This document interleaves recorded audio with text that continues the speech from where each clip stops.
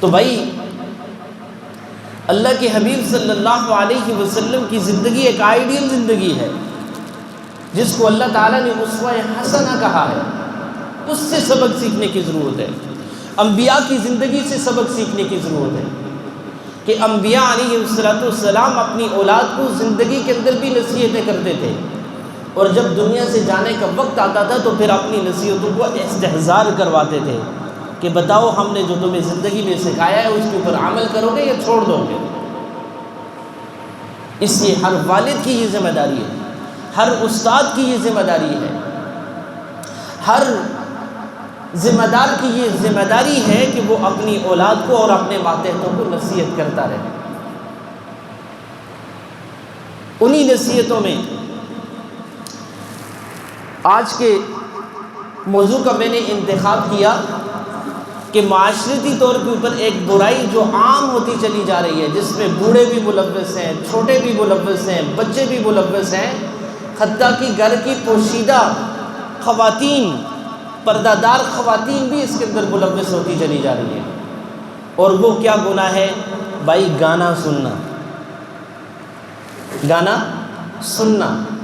اور جب آدمی سنتا رہتا ہے تو پھر اس کے اندر گانا گانے کا شوق بھی پیدا ہو جاتا ہے، اور گانا سننا بھی حرام ہے، گانا گانا بھی حرام ہے۔ قرآن کریم کی یہ آیت سورہ لقمان کی آیت ہے، اس کے اندر اللہ تعالیٰ نے ارشاد فرمایا وَمِنَ النَّاسِ مَن يَشْتَرِي لَهْوَ الْحَدِيثِ لِيُضِلَّ عَن سَبِيلِ اللَّهِ بِغَيْرِ عِلْمٍ وَيَتَّخِذَهَا هُزُوًا أُولَٰئِكَ لَهُمْ عَذَابٌ مُّهِينٌ۔ گانے کے بارے میں 4 جگہ اللہ تعالیٰ نے 4 آیات نازل کی ہیں، ان میں سے ایک آیت پڑھتا ہوں، یہ سورہ لقمان کی آیت ہے، آیت نمبر 6۔ اس میں اللہ تعالیٰ نے فرمایا بعض لوگ ایسے ہیں جو ان باتوں کے خریدار ہیں جو اللہ سے غافل کرنے والی ہیں، تاکہ بے سوچے سمجھے اللہ کی راہ سے بھٹکائیں اور اس راہ حق کا مذاق اڑائیں، یہ وہ لوگ ہیں جن کے لیے ذلت آمیز عذاب ہے۔ ایک وقت یہ تھا کہ مسلمان گانے سے اتنی نفرت کرتا تھا کہ اس کو گانے کی آواز آتی تو وہ اس سے دور چلا جاتا تھا۔ ایک وقت یہ تھا کہ اگر کوئی غیر مسلم بھی مسجد کے پڑوس میں یا مسجد کے سامنے گانا بجاتا تھا تو یہ مسلمان جان دینے کے اوپر تیار ہو جاتا اور اس کو یہ کام نہیں کرنے دیتا تھا، اس کو روکتا تھا۔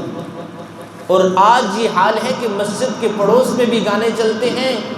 دکانوں بازاروں میں بھی گانے چلتے ہیں، آپ جس سواری میں بیٹھتے ہیں اس میں بھی گانے چلتے ہیں،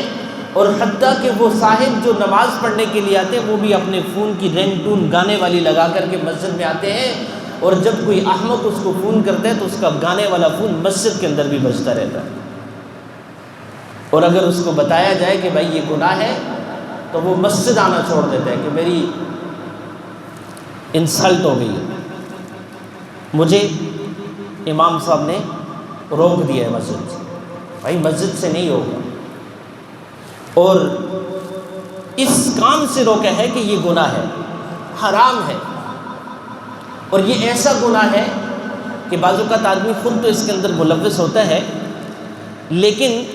نہ چاہتے ہوئے بھی وہ لوگ جو اس کے لگائے ہوئے گانے کو سن رہے ہیں اس کا گناہ بھی اس کے اوپر آتا ہے۔ اب ایک آدمی نے اونچی آواز سے گانے لگائے تو مجھے تو معلوم نہیں، بعض اوقات میں حیران ہوتا ہوں، ہمارے پڑوس میں کچھ دوست احباب ادھر ابھی تو چلے گئے تو وہ رات کے وقت گانے چلا رہے تھے،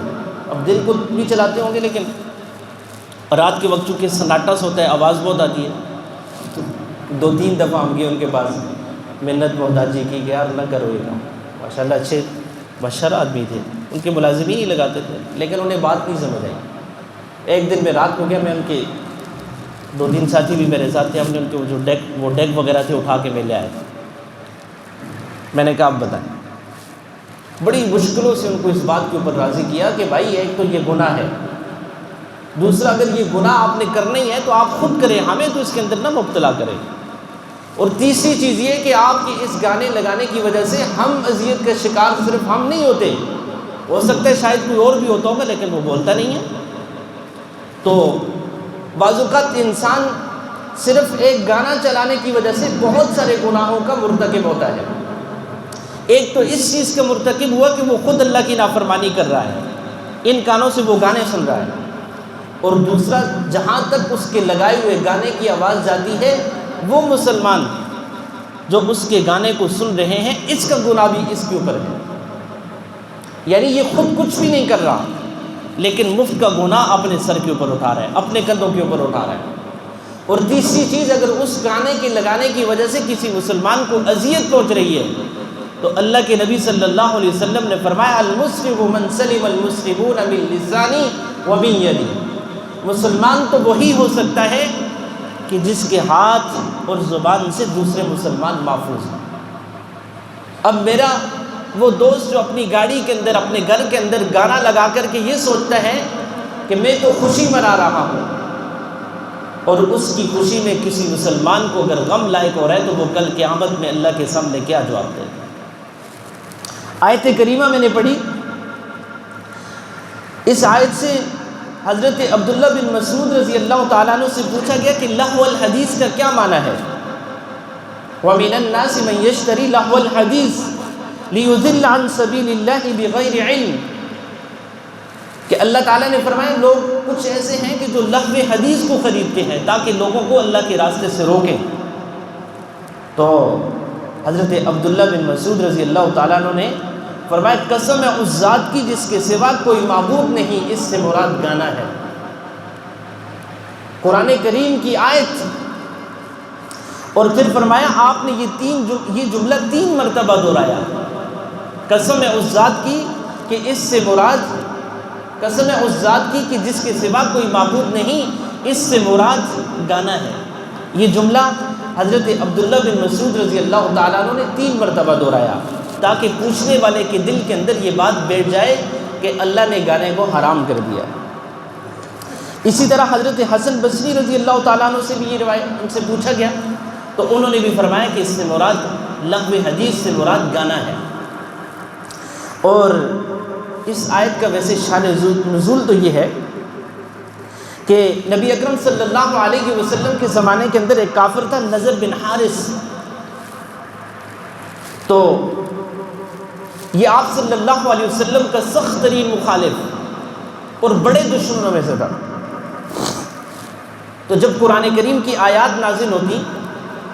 تو آپ صلی اللہ علیہ وسلم اس کو پڑھتے، صحابہ اس کو پڑھتے تو لوگ اس کی طرف متوجہ ہوتے تھے، سنتے تھے اور اس کو یاد کرتے تھے، اس کے اوپر ایمان لاتے تھے. تو یہ شخص تجارت کی غرض کے فارس ایران کی طرف آتا تھا، اس کا آنا جانا وہاں تھا. تو یہ وہاں سے رستم اور اسفندیار کے قصے خرید کر لاتا مکہ میں اور لوگوں کو جمع کر کے سناتا اور ان کو کہتا تھا کہ آؤ، ایک طرف محمد ہے جو تمہیں قوم عاد اور قوم ثمود کے واقعات سناتے ہیں، ان کے قصے سناتے ہیں، اور دوسری طرف میں تمہیں آج کے زمانے کے رستم اور اسفندیار کے واقعے سناتا ہوں. اور یہ رستم اور اسفندیار اپنے زمانے کے پہلوان تھے، ایران کی لڑائیوں اور ان کے پہلوانوں کے جو مشہور واقعات تھے ان کو سناتا. اور پھر لوگوں سے پوچھتا تھا کہ تم بتاؤ کہ کون سے واقعات کے اندر زیادہ کشش ہے، کون سے واقعات کے اندر دل لگتا ہے کہ کس کو سنا جائے. بلکہ ایک دفعہ تو اس نے ایک لونڈی خرید کر کے لائی اور اس کا کام اس نے یہ کیا کہ وہ جو اس نے وہ واقعات وہاں سے لائے تھے اس کے حوالے کیے اور لوگوں کو لگایا کہ اس کو تم دیکھو، اور اس کو یہ کہا کہ تم ان کو سنایا کرو اور ناچ گانے کا یہاں کام شروع کرو. تو اس کا مقصد یہ تھا کہ تاکہ قرآن کریم کی آیات کی طرف لوگوں کا دھیان نہ جائے. میرے بھائیوں اور دوستوں، وہ شخص جو گانے بجاتا ہے اس کا حال کس جیسا ہے؟ اسی شخص جیسا ہے کہ اللہ نے اس کو سننے کے لیے قرآن کریم کی عظیم آیات دی ہیں، اللہ تعالیٰ نے اس کو پڑھنے کے لیے قرآن کریم کی بہترین آیات دی ہیں، لیکن وہ ان کو چھوڑ کر کے گانے سنتا ہے اور ان کو چھوڑ کر کے یہ گانے سننے کے اندر اپنے دل کو لگاتا ہے اور مزے لیتا ہے. اور حال یہ ہے کہ بعض اوقات تو مسلمان یہ کہتے ہیں کہ موسیقی روح کی غذا ہے. اگر یہ روح کی غذا ہوتی تو اللہ رب العزت خود بتاتے ہیں، چونکہ روح پیدا کرنے والی ذات کون ہے؟ اللہ. اس نے اس کو پیدا بھی کیا اور اس کی غذا کا بھی انتظام کیا ہے. اور روح کی غذا کیا ہے؟ الا بذکر اللہ تطمئن القلوب، کہ روح کی غذا یہ ہے کہ اللہ کے ذکر کے ساتھ انسان کا دل مطمئن ہوتا ہے۔